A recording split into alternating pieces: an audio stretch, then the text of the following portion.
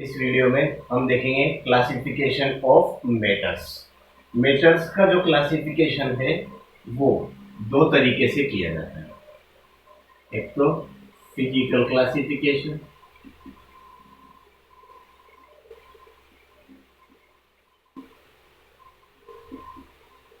और दूसरा chemical classification.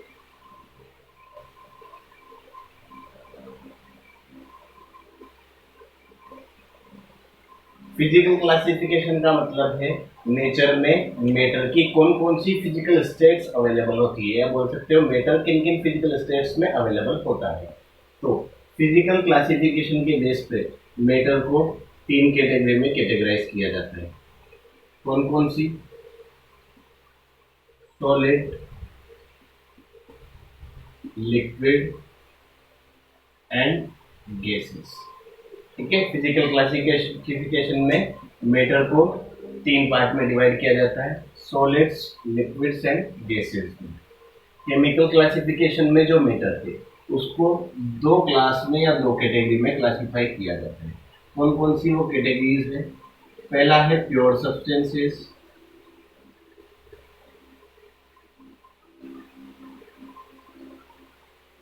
और दूसरा है मिक्सचर्स।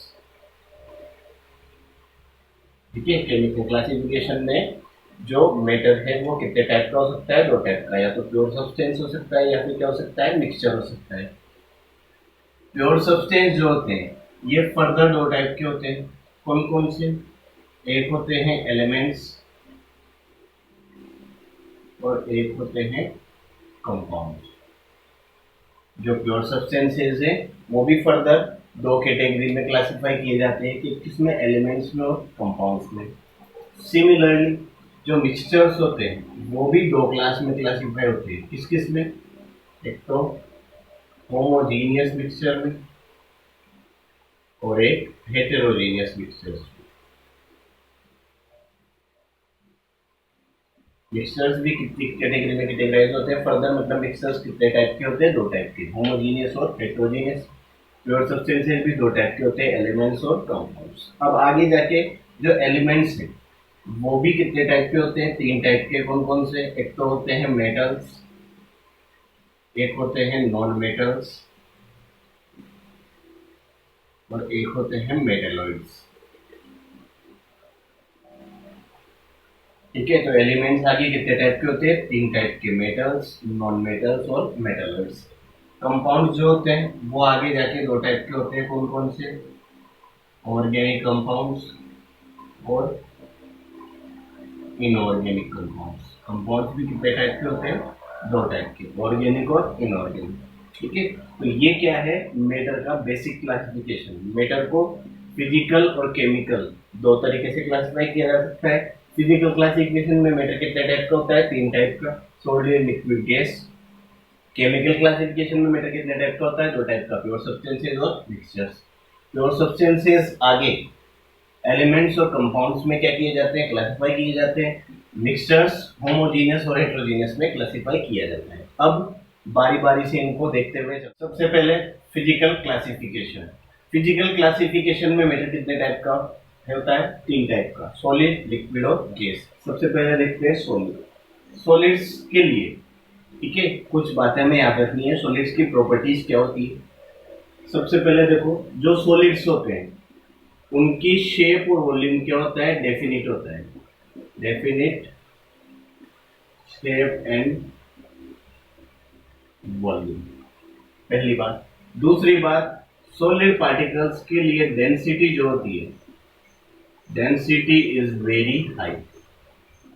सॉलिड्स की डेंसिटी क्या होती है? बहुत ज्यादा होती है। डेंसिटी का मतलब पर यूनिट वॉल्यूम में जो मास ऑक्यूपाई होता है उसे क्या बोलते हैं? डेंसिटी बोलते हैं। ठीक है, तो सॉलिड्स के लिए पर यूनिट वॉल्यूम में ऑक्यूपाई होने वाला है, पर यूनिट वॉल्यूम का जो मास होता है वो क्या होता है? बहुत ज्यादा होता है। ठीक है, इसलिए बोला जाता है इनकी डेंसिटी क्या होती है? बहुत ज्यादा होती है। नेक्स्ट,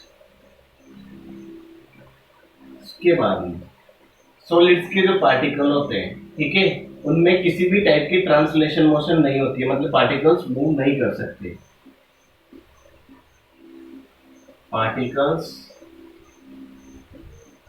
कांट मूव, सॉलिड्स के पार्टिकल्स मूव नहीं कर सकते हैं। इसके अलावा पार्टिकल्स के बीच में जो डिस्टेंस होती है, जिसको बोल सकते हो इंटर पार्टिकल डिस्टेंस, दो पार्टिकल्स के बीच की डिस्टेंस, वो क्या होती है? Minimum.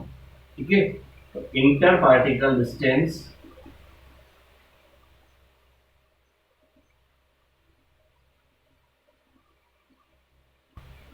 Is minimum. Inter particle distance minimum होने का मतलब है जो सॉलिड्स के पार्टिकल्स होते हैं वो कैसे होते हैं?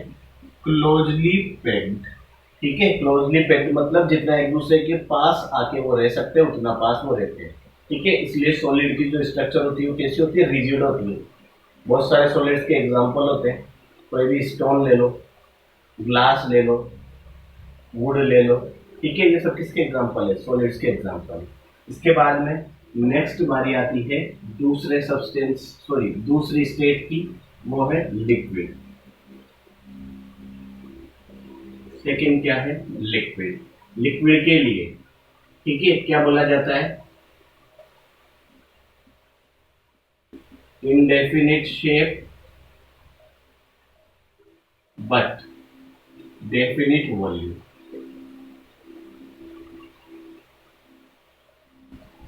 ठीक है, लिक्विड की जो शेप होती है वो कैसी होती है? इंडेफिनिट। ठीक है, जैसे हमारे पास है वाटर, वाटर को जिस भी कंटेनर में डालोगे वो उसकी शेप ले लेगा, पर वॉल्यूम क्या होता है? फिक्स होता है। 1 लीटर वाटर लेंगे तो किसी भी कंटेनर में डालो, वॉल्यूम क्या रहेगा? 1 लीटर ही रहेगा। वॉल्यूम क्या होता है? फिक्स। शेप क्या होती है? इंडेफिनिट, मतलब चेंज होती रहती है। दूसरी बात, density is low as compare to solids. इनकी जो डेंसिटी होती है वो सॉलिड्स के कंपेयर में क्या होती है? लो होती है। ठीक है, इसके बाद में इंटर पार्टिकल डिस्टेंस जो होती है, inter particle distance is higher than या ग्रेटर देन सॉलिड्स। सॉलिड्स के कंपेयर में जो पार्टिकल्स की डिस्टेंस होती है किसमें? लिक्विड्स में, वो क्या होती है? ज्यादा होती है। ठीक है, इसलिए इनके पार्टिकल्स मूवमेंट करते रहते हैं। इस वजह से इनकी शेप क्या होती है? फिक्स नहीं होती, इंडेफिनिट होती है। ठीक है, तो ये किसकी होगी? लिक्विड की बेसिक प्रॉपर्टी। यहाँ हम केवल बेसिक प्रॉपर्टीज, थोड़ा सा इंट्रोडक्शन देख रहे हैं, सॉलिड्स क्या होते हैं, लिक्विड्स क्या होते हैं। आगे जब फर्दर स्टडी करेंगे केमिस्ट्री में तो इनके बारे में बहुत डेप्थ में स्टडी करनी है, पूरे पूरे चैप्टर से, सॉलिड स्टेट। ठीक है, इसके बाद स्टेट्स ऑफ मैटर 11 क्लास में, ये चैप्टर नंबर 5, उन सब में यही पढ़ना है, इनके स्टेट्स के बारे में पढ़ना है। नेक्स्ट जो है थर्ड जो फिजिकल स्टेट है या थर्ड जो फिजिकल क्लासिफिकेशन है मैटर का, वो कौन सा है? गैस। देखो, गैस के लिए क्या बोला जाता है? गैस में इंडेफिनिट शेप एंड वॉल्यूम। ठीक है, गैसेस का जो शेप और जो वॉल्यूम होता है वो दोनों क्या होते हैं? इंडेफिनिट, फिक्स नहीं होता। इसके अलावा वेरी लो डेंसिटी, इनकी जो डेंसिटी होती है वो बहुत ही कम होती है, चाहे लिक्विड के कंपेयर में देख लो या सॉलिड के कंपेयर में देख लो। इसके अलावा इंटर पार्टिकल डिस्टेंस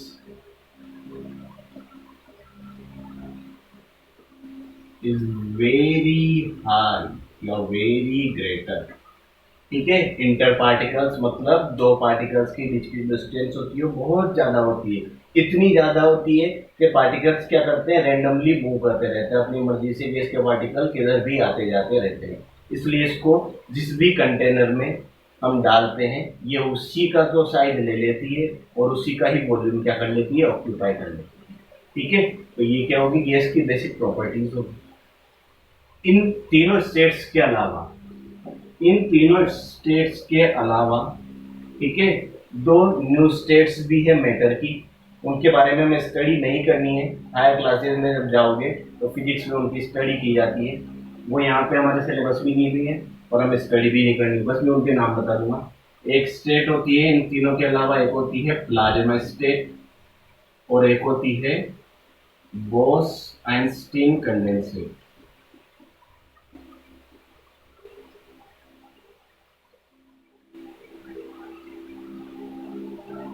ये दो वो स्टेट्स हैं जिनको भी स्टेट ऑफ मैटर बोला जाता है, फिजिकल स्टेट ऑफ मैटर। तीन तो होती है, सॉलिड, लिक्विड, गैस, उसके अलावा प्लाज्मा और बोस आइंस्टीन कंडेंसेट भी क्या होती है, मैटर की स्टेट्स होती है।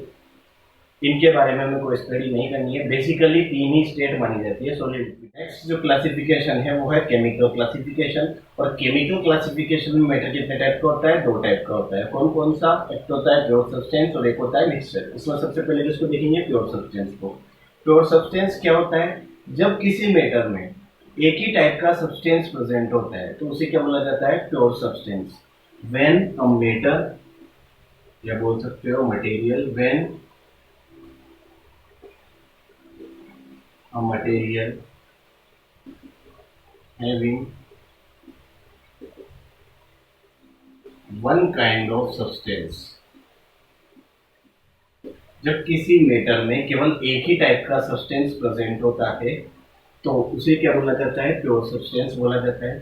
प्योर सब्सटेंस के, ठीक है, किसी पर्टिकुलर प्योर सब्सटेंस के या किसी पर्टिकुलर प्योर सब्सटेंस के सैंपल के कितने ही अलग अलग सैंपल ले लो, ठीक है, सभी सैंपल्स की जो कंपोजिशन है और जो प्रॉपर्टीज है वो क्या होगी, सेम होगी। क्यों? क्योंकि सभी सैंपल्स में एक ही टाइप का सब्सटेंस प्रेजेंट होगा। किसी भी प्योर सब्सटेंसेस के कितने भी डिफरेंट डिफरेंट सैंपल ले लो, उन सैंपल्स की सभी की कंपोजिशन, मतलब सभी की मेकिंग, ठीक है, सभी की स्ट्रक्चर, फंडामेंटल जो उनकी स्ट्रक्चर है, जो बनावट है, वो सभी की सेम होगी और सभी की प्रॉपर्टीज भी क्या होगी, सेम होगी, ठीक है। इसलिए उन्हें क्या बोला जाता है, प्योर सब्सटेंस। अब प्योर सब्सटेंस जो होते हैं वो भी दो टाइप के होते हैं। कौन कौन से?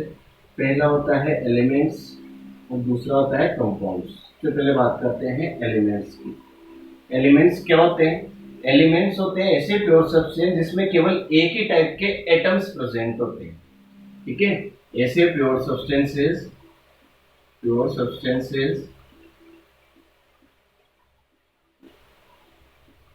which have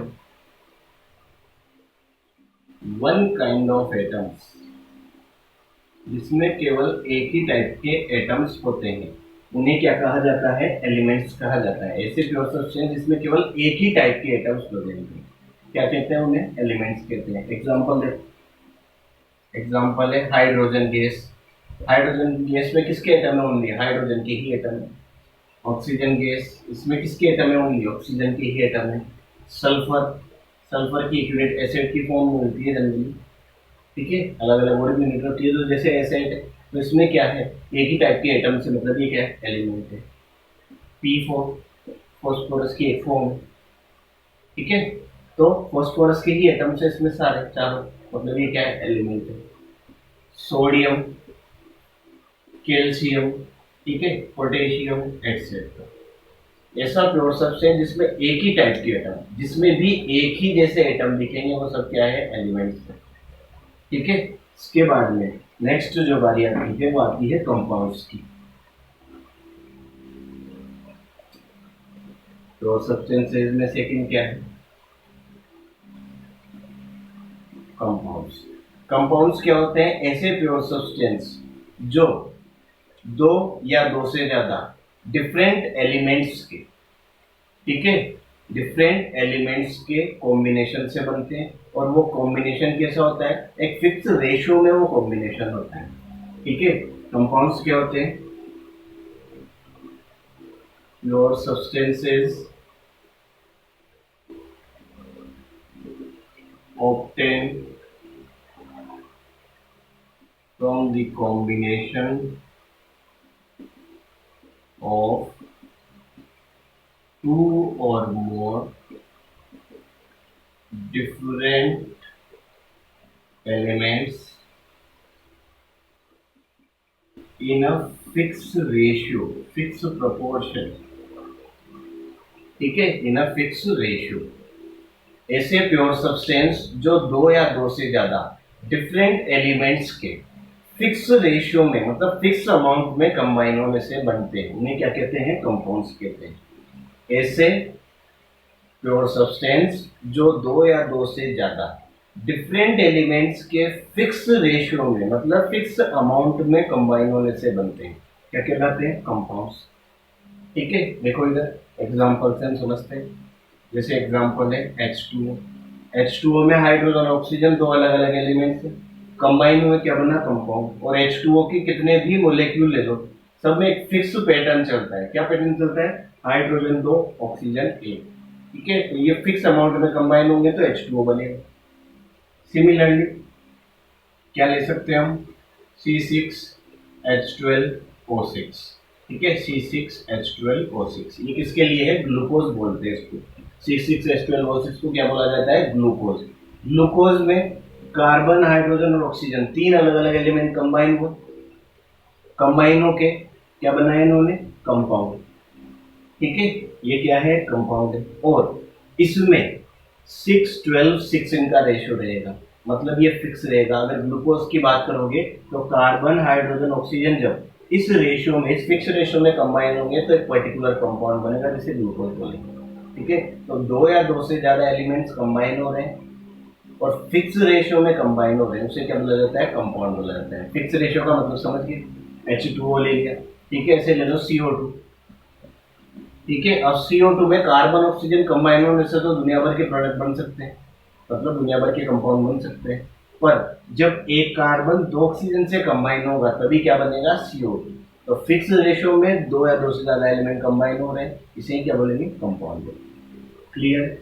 अब देखो आगे एलिमेंट्स और कंपाउंड्स, ठीक है, इनको भी फर्दर क्लासिफाई किया जाता है, ठीक है। एलिमेंट्स को मैंने बताया मेटल्स, नॉन मेटल्स और मेटलॉइड्स में क्लासिफाई किया जाता है, ठीक है। वैसे ही कंपाउंड्स को ऑर्गेनिक और इनऑर्गेनिक कंपाउंड्स में क्लासिफाई किया जाता है। तो इनको भी देखिए, एलिमेंट्स जो है वो तीन टाइप के होते हैं, मेटल्स, नॉन मेटल्स और मेटलॉइड्स। अब इनकी बहुत सारी दुनिया भर की प्रॉपर्टीज होती है, जैसे हम बचपन से पढ़ते आ रहे हैं। मेटल्स क्या होते हैं, ठीक है, मेटल्स रिजिड होते हैं, वो conductor of heat and electricity होते हैं, ठीक है। इनकी टेंसाइल स्ट्रेंथ बहुत ज़्यादा होती है, डक्टाइल होते हैं, मालेबल होते हैं, ठीक। इनमें शाइनिंग होती है, मतलब लस्ट्रस प्रॉपर्टी होती है, ठीक। तो दुनिया भर की प्रॉपर्टीज है, वो हमें यहाँ डिस्कस नहीं करनी है।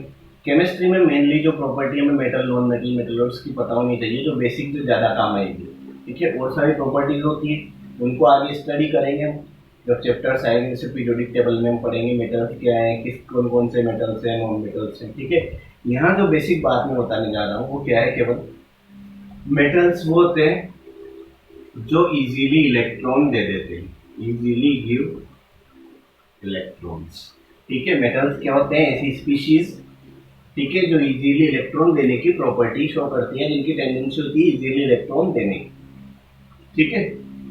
नॉन मेटल्स क्या होते हैं, नॉन मेटल्स होते हैं जो इजीली इलेक्ट्रॉन्स गेन करते हैं, इजीली इलेक्ट्रॉन्स क्या कर लेते हैं, गेन कर लेते हैं। नॉन मेटल्स क्या होते हैं, जो इजीली इलेक्ट्रॉन गेन करते हैं।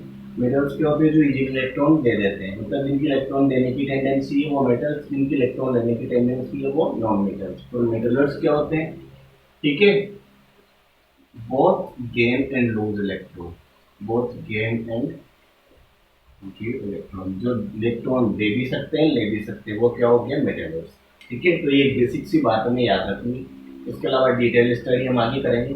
हम यहाँ पे केवल बेसिक इंट्रोडक्शन देख रहे हैं, ठीक। इसके बाद में ऐसे ही जो कंपाउंड्स हैं, कंपाउंड्स भी क्या है, दो टाइप के, कंपाउंड्स भी दो टाइप के हैं। कौन कौन से, एक तो है ऑर्गेनिक और एक है इनऑर्गेनिक। ऑर्गेनिक जो कंपाउंड्स होते हैं उनको क्या बोला जाता है, कंपाउंड्स ऑफ कार्बन, ठीक है। ये क्या होते हैं, कार्बन के कंपाउंड्स होते हैं, जिनमें, ठीक है, कुछ कुछ अमाउंट्स में, ठीक, hydrogen, sulphur, nitrogen, oxygen, phosphorus etcetera भी प्रेजेंट है, ठीक है। ऑर्गेनिक कंपाउंड्स क्या होते हैं, कार्बन के कंपाउंड्स होते हैं, जिनमें कार्बन के अलावा hydrogen, sulphur, nitrogen, oxygen, phosphorus ये सब भी प्रेजेंट हो सकते हैं। ये जनरली एनिमल्स और प्लांट्स से मिलते हैं, ये भी ऑर्गेनिक कंपाउंड्स होते हैं, ठीक है। उनका सोर्स, ठीक है, कहाँ से वो मिलते हैं, प्लांट्स से या फिर एनिमल्स से। दूसरा है इनऑर्गेनिक कंपाउंड्स। पीरियोडिक टेबल में जितने भी एलिमेंट्स हैं, ठीक है, वो जब आपस में कंबाइन होकर जो कंपाउंड्स बनाते हैं, पीरियोडिक टेबल में दुनिया भर के एलिमेंट जितने भी हैं वो सब कंपाउंड, सॉरी, वो सब एलिमेंट्स कंबाइन होकर जो कंपाउंड्स बनाते हैं उनको क्या कहा जाता है, इनऑर्गेनिक कंपाउंड्स। ये जनरली इससे मिलते हैं, ये मिलते हैं मिनरल्स से, या फिर रॉक्स से, ठीक है। तो इनका जो सोर्स है, इनका जो ओरिजिन है वो कहाँ से, मिनरल्स से या रॉक्स से। इनका कहाँ से, साल्ट्स या फिर एनिमल, सॉरी प्लांट्स या फिर एनिमल्स से, ठीक है। तो ये हमने केमिकल क्लासिफिकेशन में पहला क्लासिफिकेशन पढ़ लिया, प्योर सब्सटेंसेस। तो कुछ इंट्रो ले लिया किसका, एलिमेंट्स में कितने टाइप के एलिमेंट्स है, कंपाउंड्स कितने टाइप के। अब नेक्स्ट किसकी बात करते हैं, क्या होते हैं मिक्सचर्स।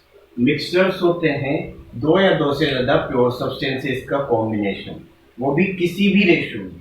जब दो या दो से ज्यादा प्योर सब्सटेंसेस को हम किसी भी रेशियो में, मतलब किसी भी अमाउंट में मिक्स करते हैं, तो क्या बनता है, मिक्सचर बनता है। It is the combination of, it is the combination of two or more pure substances, ठीक है। It is the combination of two और more pure substances in any ratio, ठीक है। जब दो या दो से ज्यादा प्योर सब्सटेंसेस को, ठीक है, मर्जी से कैसे भी रैंडमली मिक्स कर दिया तो क्या बन गया, मिक्सचर। नाम ही मिक्सचर है, मिक्स कर दो बस, क्या बन गया, मिक्सचर बन गया। किसको, प्योर सब्सटेंसेस को, ठीक है। अब मिक्सचर्स जो है उनके एग्जांपल्स, जैसे कि नॉर्मल कोई भी एग्जांपल ले लो। हमने क्या लिया, सॉल्ट लिया जो हमारा, उसको वाटर में डाल दिया, 1 चम्मच डाल दिया मिक्सचर बन गया, 2 चम्मच डाल दिया तो भी मिक्सचर बन गया, 50 चम्मच डाल दिया तो भी मिक्सचर बन गया, ठीक है। कोई स्पेसिफिक रूल है क्या, कोई फिक्स अमाउंट है क्या, इतने ही डालो तो मिक्सचर बनेगा, नहीं, ठीक है। तो मिक्सचर क्या होता है, दो या दो से ज्यादा प्योर सब्सटेंसेस को मिक्स कर दो, कंबाइन कर दो किसी भी रेशियो में, क्या बन गया, मिक्सचर बन गया, ठीक। मैं सॉल्ट में शुगर को ऐड कर दूं तो भी मिक्सचर बनेगा, मैं सॉल्ट में वाटर को ऐड कर दूं तो भी मिक्सचर बनेगा, मैं वाटर में शुगर को ऐड कर दूं तो भी मिक्सचर बनेगा, मैं शुगर और सैंड को मिक्स कर दूं तो भी मिक्सचर बनेगा। Mixture is mixture, combination of two और मोर प्योर सब्सटेंसेस। अब जो मिक्सचर्स होता है वो क्या होता है, दो टाइप का होता है। एक तो होता है होमोजीनियस मिक्सचर और एक होता है हेटेरोजीनियस मिक्सचर। मिक्सचर कितने टाइप का होता है, दो टाइप का, homogeneous mixture and heterogeneous mixture. Homogeneous mixture क्या होता है, होमोजीनियस मिक्सचर होता है जब दो प्योर सब्सटेंसेस को इस तरीके से मिक्स किया जाए, ठीक है, कि उनका जो डिस्ट्रीब्यूशन है वो पूरे मिक्सचर में कैसा हो, यूनिफॉर्म हो, ठीक है। यूनिफॉर्म डिस्ट्रीब्यूशन का मतलब है, ठीक है, चाहे कहीं पे भी मेजर कर लो, एक जो दोनों सब्सटेंसेस की जो अमाउंट है वो कैसी मिलेगी, हमें एक जैसी मिलेगी, उनकी प्रॉपर्टीज है वो भी कैसी मिलेगी, एक जैसी मिलेगी। इसे बोला जाता है यूनिफॉर्म, ठीक है। तो होमोजेनियस मिक्सचर क्या होता है, जब दो प्योर सब्सटेंस या दो से ज्यादा प्योर सब्सटेंस जो तुमने मिक्स किया है उनकी मिक्सिंग कैसी होती है, होमोजीनियस, मतलब जो उनका डिस्ट्रीब्यूशन होता है वो पूरे मिक्सचर में एक जैसा होता है, उसे क्या कहा जाता है, होमोजीनियस मिक्सचर कहा जाता है। क्या कहा जाता है उसे, होमोजीनियस मिक्सचर। सबसे पहले देखो,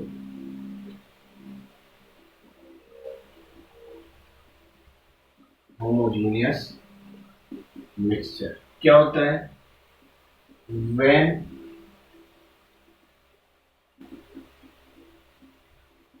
mixture has a uniform distribution of its components, ठीक है। जब भी किसी मिक्सचर में उसके कंपोनेंट्स का डिस्ट्रीब्यूशन कैसा है, यूनिफॉर्म है, एक जैसा है पूरे मिक्सचर में, ठीक है, तो उसे क्या कहा जाता है, होमोजीनियस मिक्सचर। और कंपोनेंट से मतलब क्या है, किसी भी मिक्सचर को बनाने के लिए जो प्योर सब्सटेंस यूज किए हैं तुमने, जैसे मान लो मैंने क्या किया, वाटर, वाटर में सॉल्ट को ऐड किया तो मैंने दो प्योर सब्सटेंस यूज किए, तो वाटर और एक सॉल्ट, उनको मिक्स करने पे क्या बना, मिक्सचर, ठीक है। तो उस मिक्सचर को बनाने के लिए जो प्योर सब्सटेंसेस जो हमने यूज किए उन्हें क्या बोला जाता है, कंपोनेंट्स, ठीक। तो जब भी किसी मिक्सचर में कंपोनेंट्स का जो डिस्ट्रीब्यूशन है वो कैसा होता है, यूनिफॉर्म, मतलब एक जैसा होता है, ठीक है, तो उस टाइप के मिक्सचर को क्या बोला जाता है, होमोजीनियस मिक्सचर बोला जाता है, ठीक। It is also called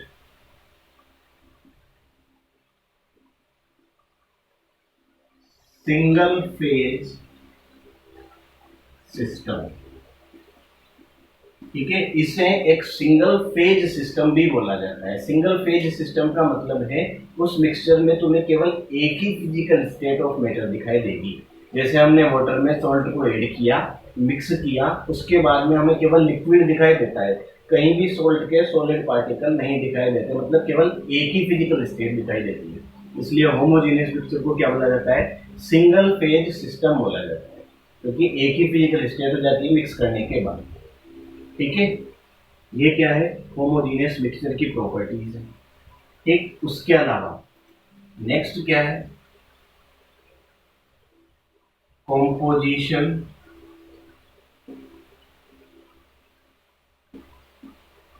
and properties is also uniform.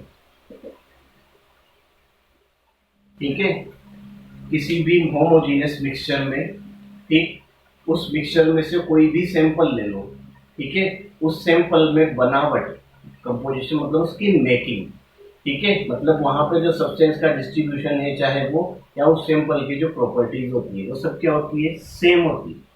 ठीक है, यूनिफॉर्मिटी मतलब सेम होती है, एक जैसी होती है। ठीक है, तो इस टाइप के मिक्सचर क्या होते हैं? होमोजेनियस मिक्सचर होते हैं। होमोजेनियस मिक्सचर के एग्जांपल क्या है? सॉल्ट प्लस वाटर ले लो, ठीक है, इसके अलावा एयर ले लो। एयर भी क्या होता है? मिक्सचर होता है किसका? नाइट्रोजन, ऑक्सीजन और अदर गैसेस का। इसके अलावा बेंजीन और टोल्यूइन कंपाउंड्स होते हैं, इनके बारे में आगे पढ़ेंगे। ठीक है, इसके अलावा इथेनॉल, इथाइल एल्कोहल और वाटर, ये सब किसके एग्जांपल्स हैं? ये सब एग्जांपल्स हैं किसके? होमोजेनियस मिक्सचर के एग्जांपल। नेक्स्ट है हेट्रोजीनियस मिक्सचर। हेट्रोजीनियस मिक्सचर क्या होता है? हेट्रोजीनियस मिक्सचर है which don't have a uniform distribution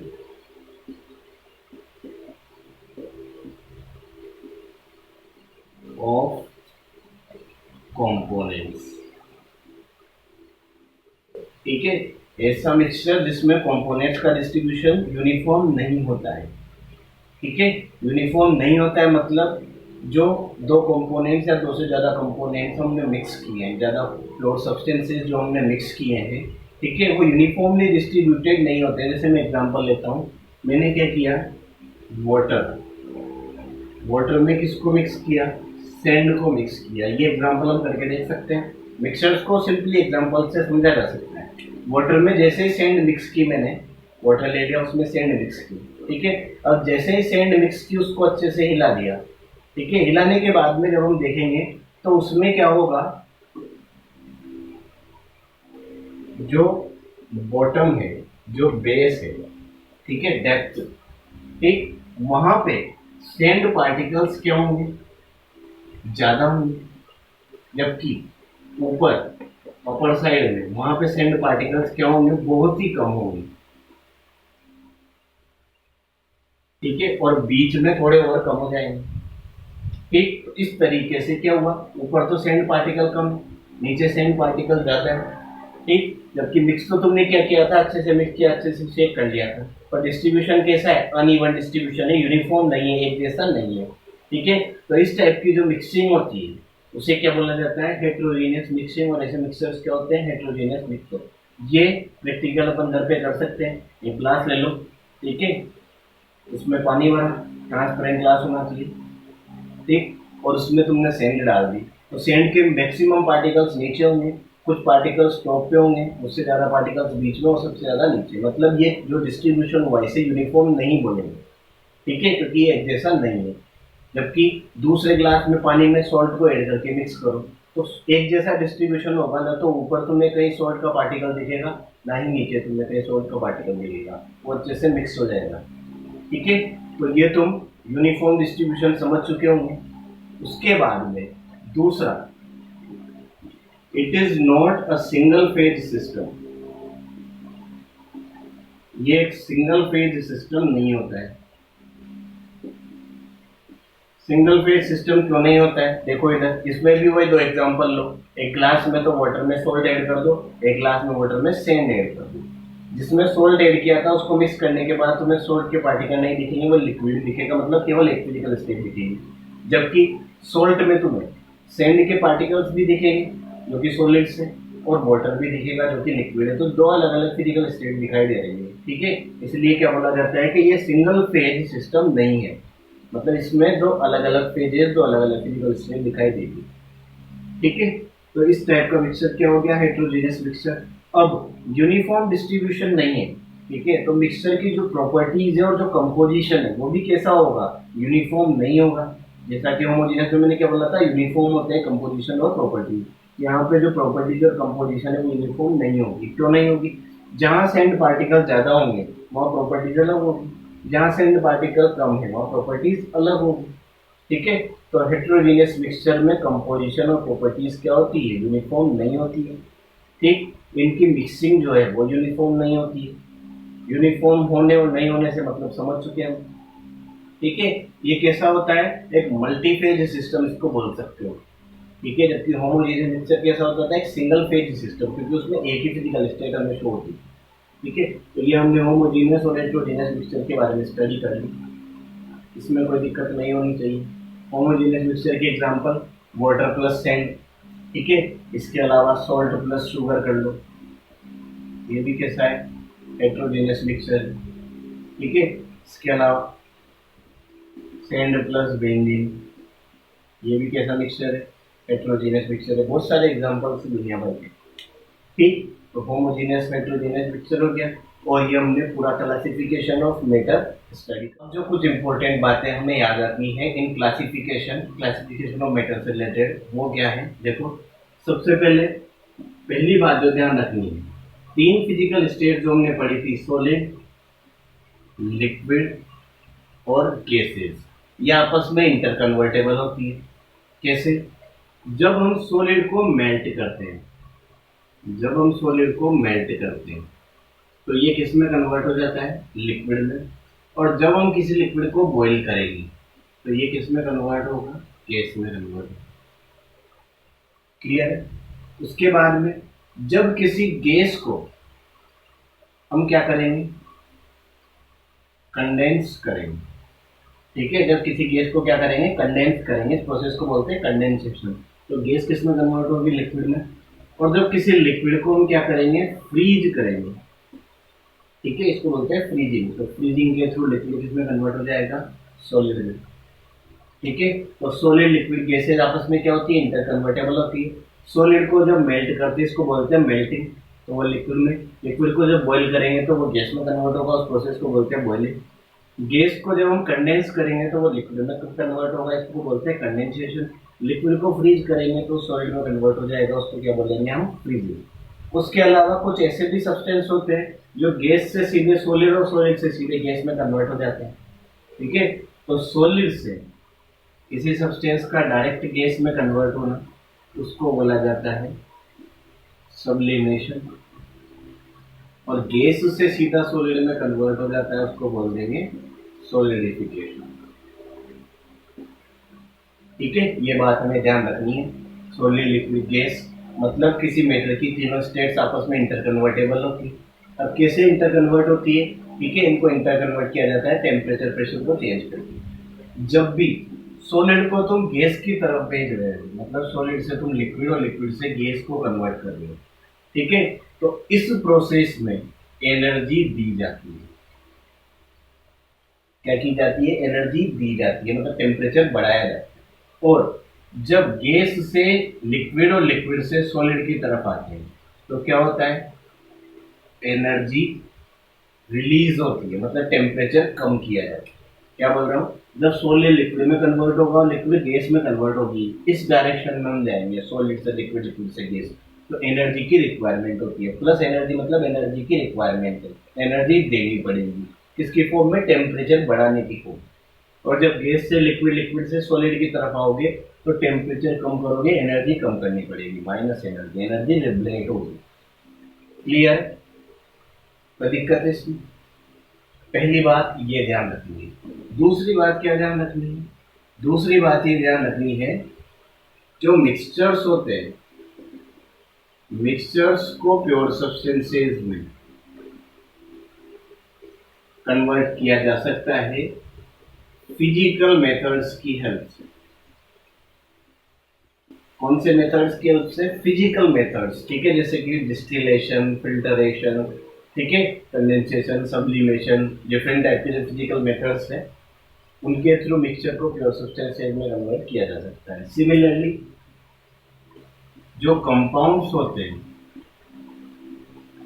compounds को भी एलिमेंट्स में कन्वर्ट किया जा सकता है। किसकी हेल्प से? केमिकल मेथड्स की हेल्प से। केमिकल मेथड्स मतलब केमिकल रिएक्शंस की हेल्प से किसी भी कंपाउंड को एलिमेंट्स में कन्वर्ट किया जा सकता है, ठीक है। तो ये कुछ बातें हमें ध्यान देनी चाहिए।